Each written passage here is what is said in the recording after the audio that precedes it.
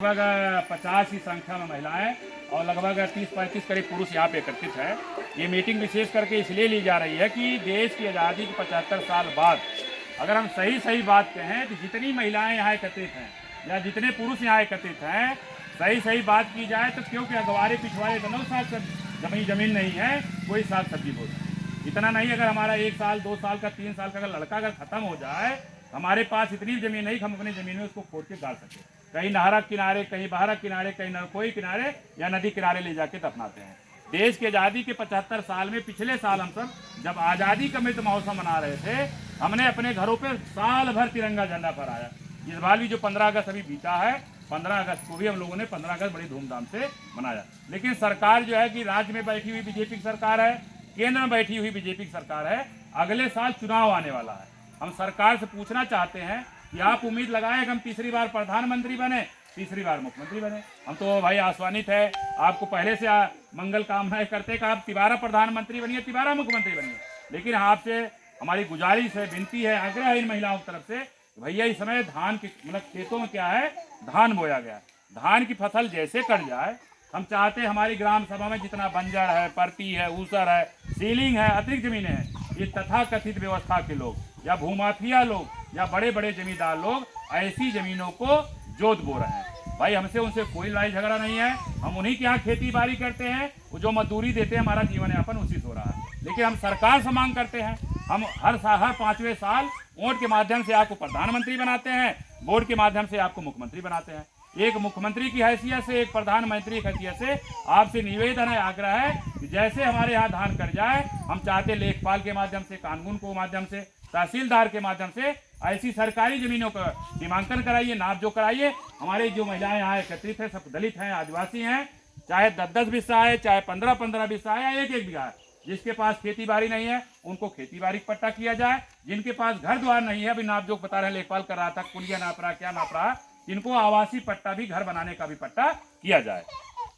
और दूसरा हम बताना चाहेंगे कि ये मीटिंग इसलिए ली जा रही है कि क्योंकि आने वाला 26 नवंबर को संविधान दिवस है। बाबा साहेब जो राष्ट्र नायक है, पूरी दुनिया में पहले व्यक्ति ऐसे हैं जो सिंबल ऑफ नॉलेज कहे जाते हैं। तो बाबा साहेब की बदौलत देश चल रहा है, उनका लिखा हुआ संविधान की बदौलत देश चल रहा है। तो जो सरकार बैठी है इस समय राज्य में और केंद्र में, जैसे लोग चर्चा कर रहे हैं कि सरकार अगली बार अगर इनकी सरकार बन जाती है, ये भारतीय संविधान में आग लगा देंगे, ये भारतीय संविधान को समाप्त करके अपना संविधान लागू करेंगे। लेकिन हम सब क्या है, 26 नवंबर को बाबा साहब ने संविधान सभा शपथ सौंपा था और 26 जनवरी 1950 को संविधान लागू हुआ था। हम सरकार को चेताना चाहते हैं कि संविधान की तरफ अगर बुरी निगाह भी कोई देखा, हम लोग सड़क पर उतर करके संविधान बचाने के लिए आंदोलनरत हैं, आंदोलन कर सकते हैं। इसलिए सरकार से आग्रह है, कोई भी संविधान की तरफ या संविधान के खिलाफ आवाज न उठाए, संविधान के खिलाफ या संविधान के अगेंस्ट कोई छेड़खानी ना करे। क्योंकि संविधान है तो हमारा मान सम्मान स्वाभिमान है, या हमारा जो हक अधिकार है उसी संविधान से मिल सकता है। क्योंकि उनका जो संविधान लागू हो जाएगा, जैसे लोग चर्चा कर रहे हैं कि मनुस्मृति लागू होगी, फिर हजारों साल की व्यवस्था हमारे साथ थोप दी जाएगी। क्योंकि आज जो संविधान लागू है, ये जो सरकार अपना करामात जो छिपाना चाहती है, अभी मणिपुर में 3 आदिवासी महिलाएं नंगा घुमाई गई हैं, मणिपुर के साथ साथ राजस्थान में, हरियाणा में भी यही कृत्य किया गया। इतना नहीं, मध्य प्रदेश में भी नाबालिग लड़कियों के साथ बलात्कार हुआ है। इतना ही नहीं, हम इलाहाबाद में काम कर रहे हैं, इलाहाबाद में खीरी में 3 परिवार मार दिए गए। अभी कौशाम्बी में बिटिया को, बेटे को, उसके पति को, उसके ससुर को मार दिया गया।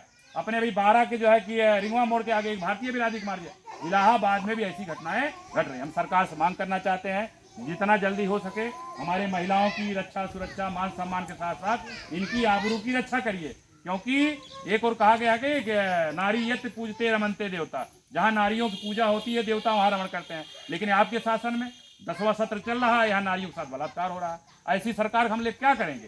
तो निश्चित है, अगर आप भाई अपने सरकार में सुधार नहीं लाएंगे तो भाई हम लोग जिस तरह से अगर आपको वोट दे करके प्रधानमंत्री बना सकते हैं, मुख्यमंत्री बना सकते हैं, उसी वोट के माध्यम से आपको कुर्सी से हटा भी सकते हैं।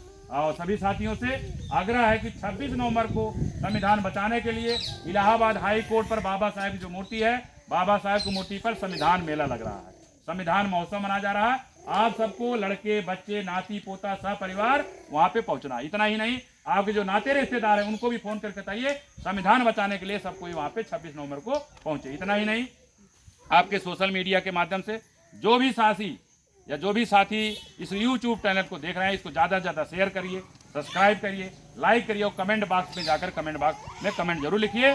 और जो साथी आपके यूट्यूब चैनल को देख रहे हैं, आपसे भी आग्रह है, जो भी संविधान समर्थक है, जो संविधान की बात करता है, ऐसे साथियों से आग्रह है कि भारी संख्या में इलाहाबाद में 26 नवंबर, ये अभी अक्टूबर है, अगला महीना नवंबर में, दीपावली 12 तारीख है, 12 तारीख जैसे दीपावली बीतेगी, दूसरा जो संडे आएगा 26 नवंबर आएगा, तो 26 नवंबर को आप सबको भारी संख्या में वहाँ पे आना है। आप सभी साथियों को जय भीम, नमो बुद्धाय, जय भारत।